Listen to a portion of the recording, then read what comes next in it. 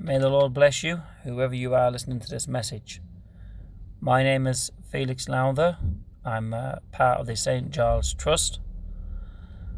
And I just want to share some experiences and thoughts and stories of some of the stuff that we've been involved in since I joined the work in 2010. One of the things that struck me when I first mission I ever went on, when I first went out there, was the reality of the faith that some of these people had. And I'm talking more specifically about those who have very little, and in some cases have nothing whatsoever. I'm talking about people who struggle to feed their children, people who struggle to warm their home in the winter, to provide basic essentials that we take for granted every day. I was struck by their genuine, wholehearted reality of their faith that they had. It was something that encouraged me. It was something that made me realize how blessed I am in this nation that we live in, with all the privileges that we have. It was something that humbled me, and it was something that challenged me about the way that I live my life and about what I spend on myself in the UK. So that was one of the things that hit me straight away when I went out there. Their genuine faith, despite the hardships and despite the poverty that some of these people were living in. The other thing that really struck a chord with me was how you could have a nation in the 21st century that if you went to one of the major cities, it seemed like there was nothing wrong. And yet just go 10 or 15 or 20 miles outside the major cities and you will find absolute poverty. And we're not talking about one or two people being homeless. We're talking about entire villages, entire families struggling to survive. It's something that it's hard to concept in our mind in the time that we live in. It was hard for me to get my mind around it, to accept.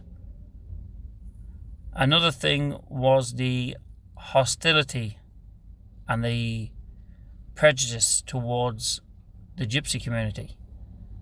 How they was very unwelcome wherever they went. How they were classed not even as second or third citizens, but they was classed the lowest of the lowest.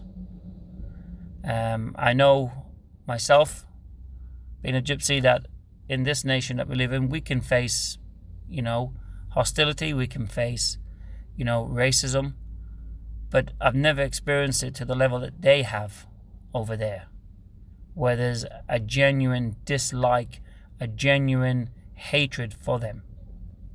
And you find that when you're over there, that those who try and help them, those who try and do something for them, are usually the believers, are usually very small groups, or one or two here or there that are trying to help them. In the main, nobody wants to know about them, in the main. But that was some of my experiences.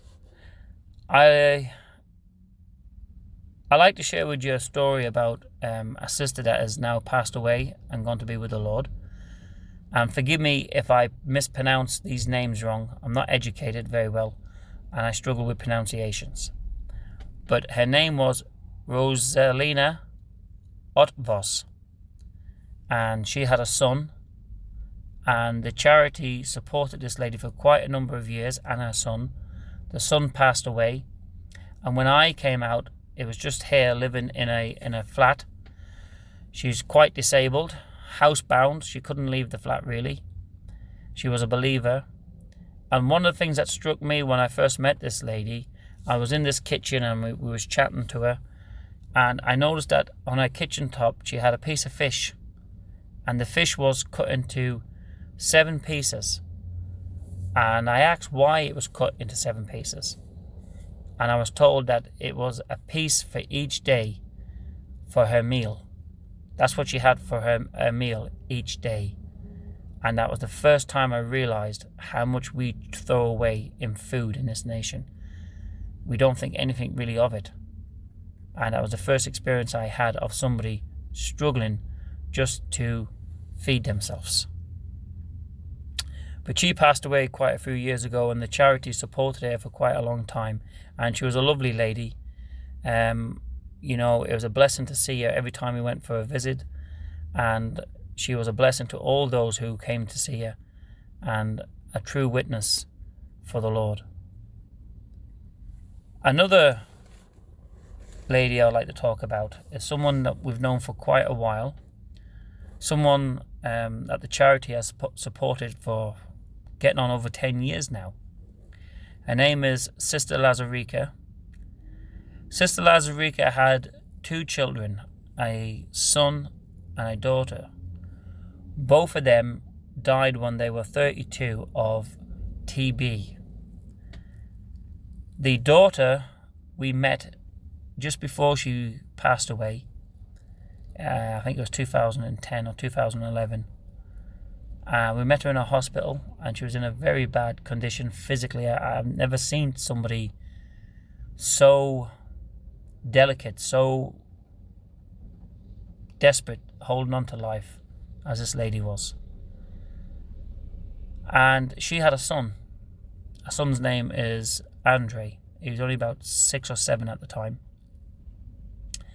And we spoke to him. We went to visit the son and went to visit the grandmother. That's how we got to know the grandmother.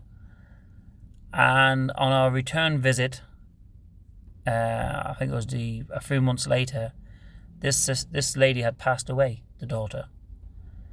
And it was just the grandmother and the grandson, who was about 7. The grandmother was, I think at the time, in her late 60s, maybe early 70s. The father of the son wanted nothing to do with the child and decided to go and live abroad.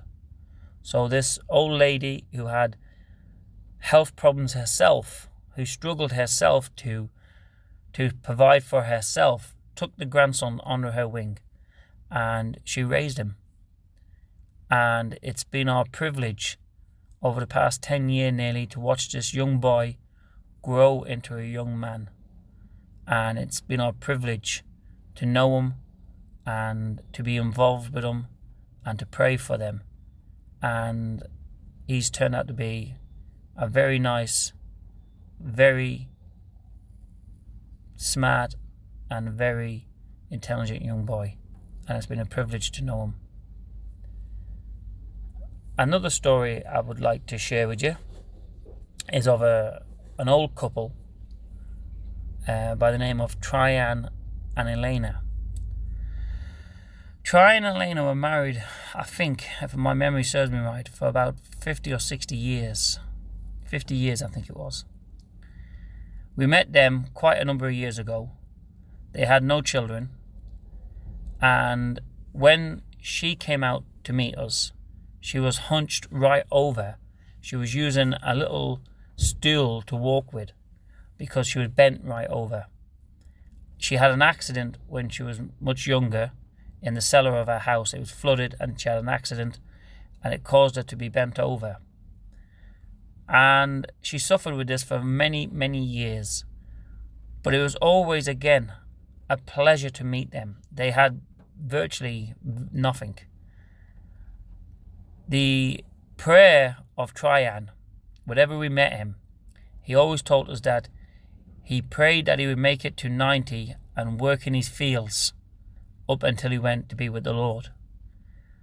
When he got into his 80s, he started telling us that he was praying that he'd make it to 100 and that he'd continue to work in the fields.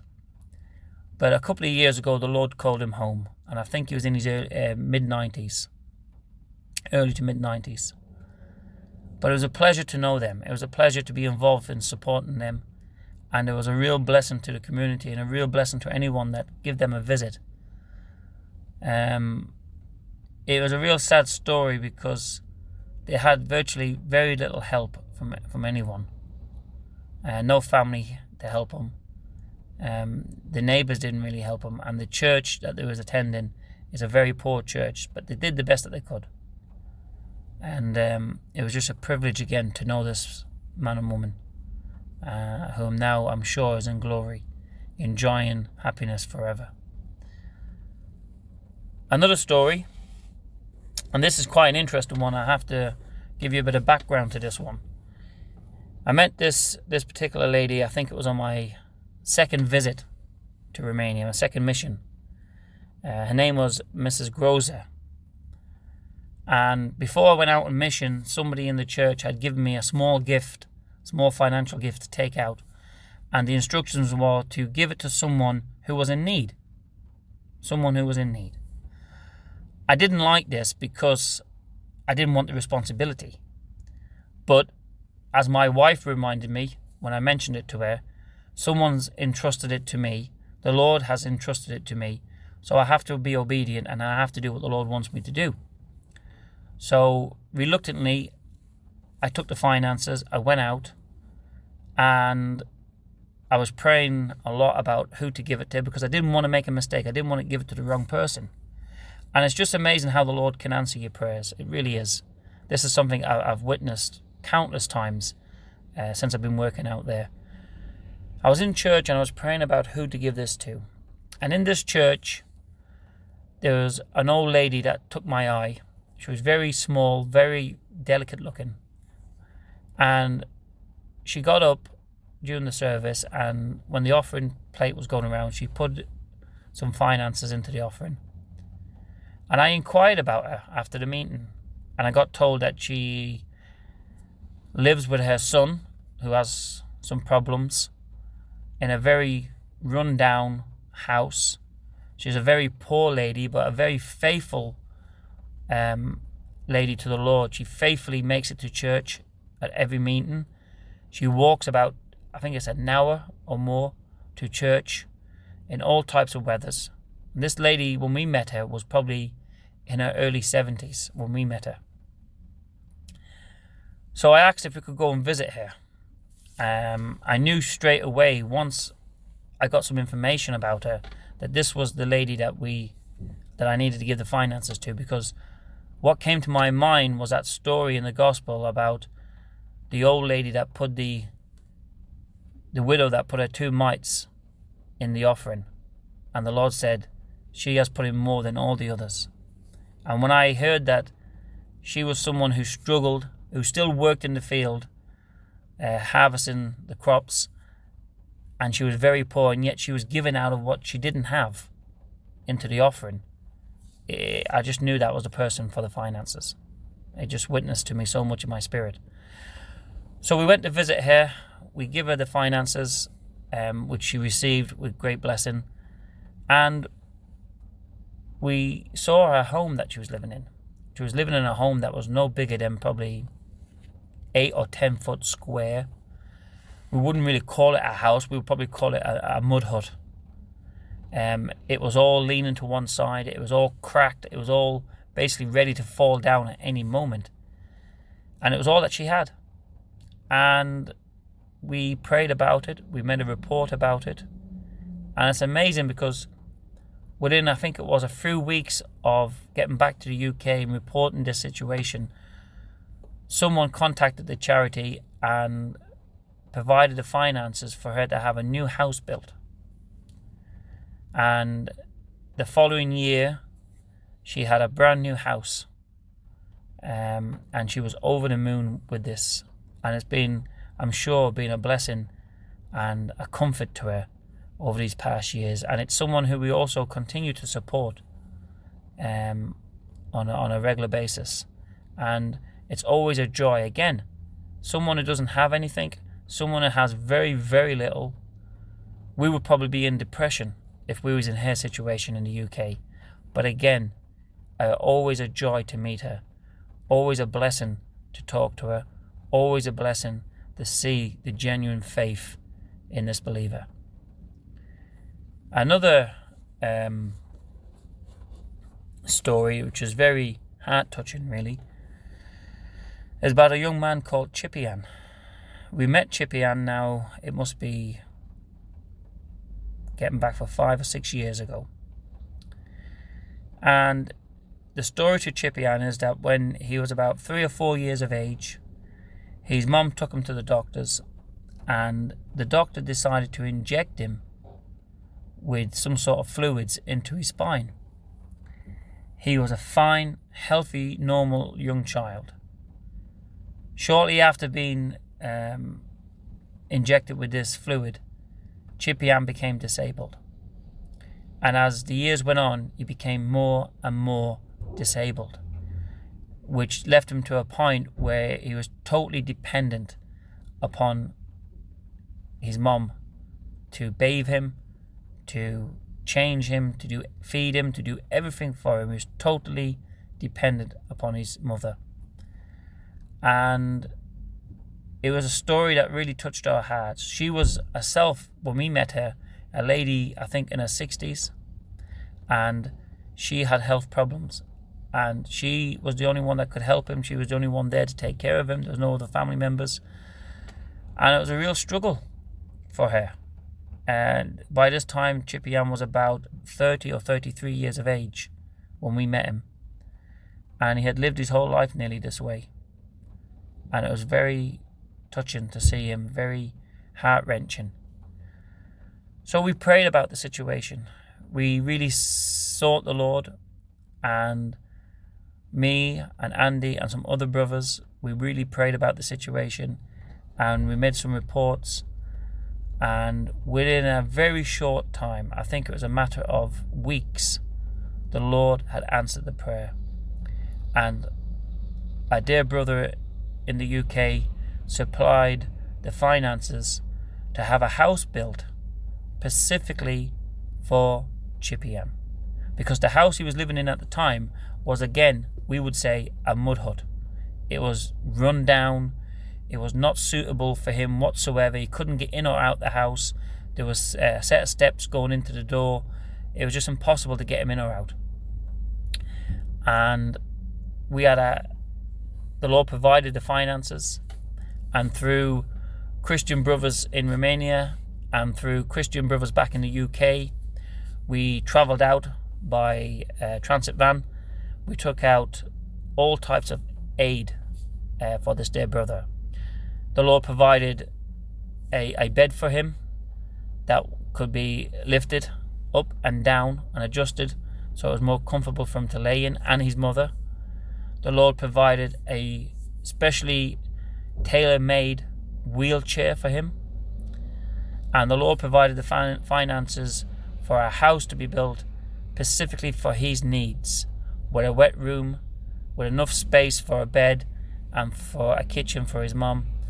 And it was an absolute blessing to him and his mum what the Lord had provided, and it was a great witness in the village where he lived.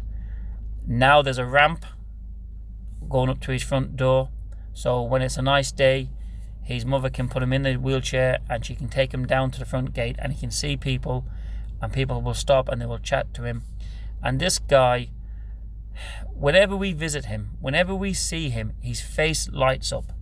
He's like a little boy. His face lights up, and it's just heartbreaking to see just how happy he is to see visitors, how happy he is just to have someone sit and talk to him and have some time with him.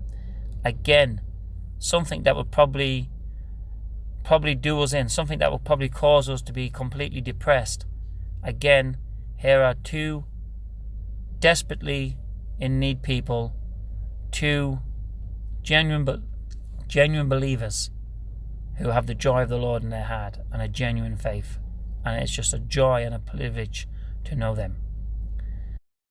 I also would like to share with you a story that has, to me, has just demonstrated, the love and the grace of our Lord for all people.